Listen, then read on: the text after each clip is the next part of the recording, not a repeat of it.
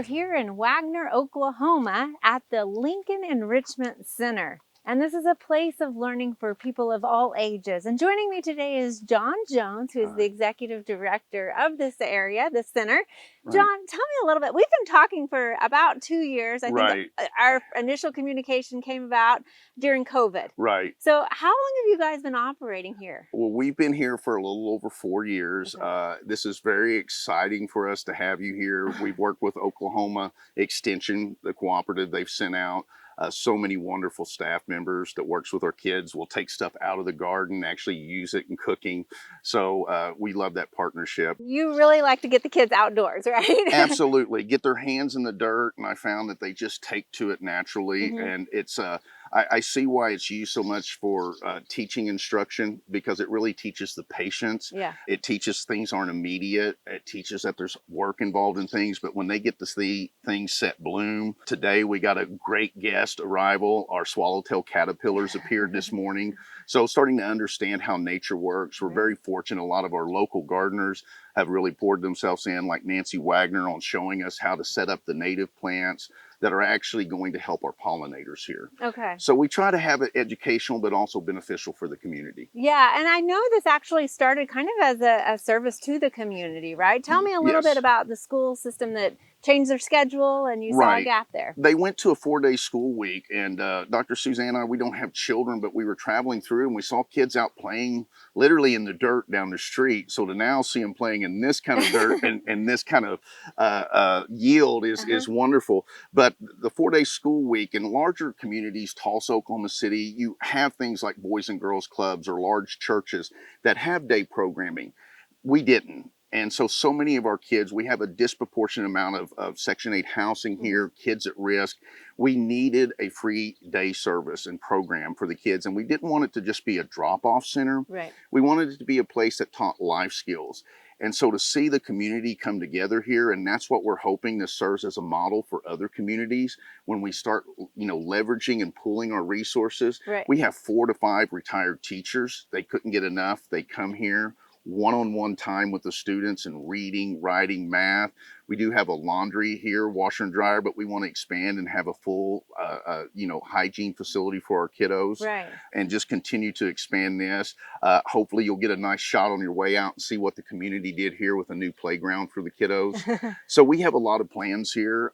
Things got slowed up a little bit with COVID, but there's no stopping hearts that are passionate and focused. So tell me a little bit about the age range, specifically on the kids that you're looking or trying to work with. Well, because of our numbers being an all volunteer program, we really had to focus in on our younger kiddos right now. Okay. So we're really working pretty much with pre-K through 6th grade. Okay. Fortunately, we have a lot of exceptional high school students that come out here and volunteer. It's nice to have some talented, passionate young people with them. And so to see the different ages, this really is for all ages. Okay. We're really believing that we're going to get a long-term use of the facility here, or the property transferred to us, get the funding necessary where we can have staff and be open every day, have a community gathering center down here for our community, the grandmothers and grandparents with their kiddos, and have a wonderful place down here for the weekends for them to be able to enjoy. Yeah, so your current schedule is just to fill during the summer 1 day a week, and then also specifically in the school year 1 day a week, is that correct? We focus on that, but in all honesty, you drop by here, you may see us some days like today where we have 8 to 12 kids, or maybe other days we have 25 to 30 kids, but we're really in reality working with about 200, 250 kids and their families. Wow.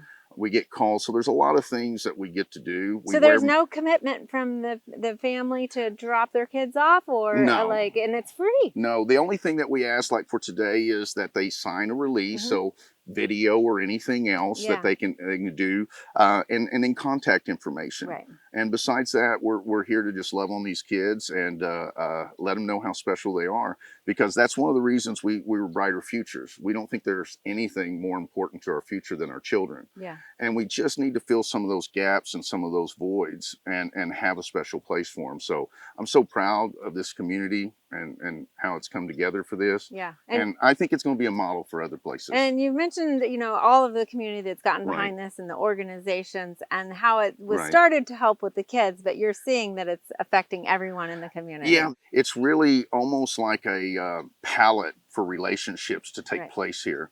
And so people come out here kind of not knowing exactly what they're going to do, maybe an arts or crafts project, and then it just turns into so much more.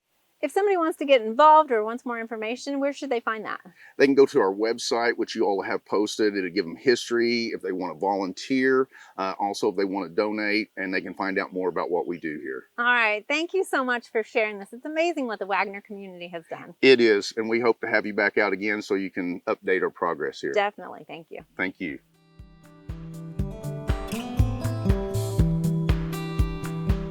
We hope you enjoyed this video as part of our Oklahoma Gardening YouTube channel.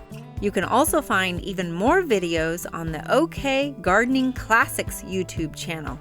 And join us on social media for great gardening tips, photos, and discussion.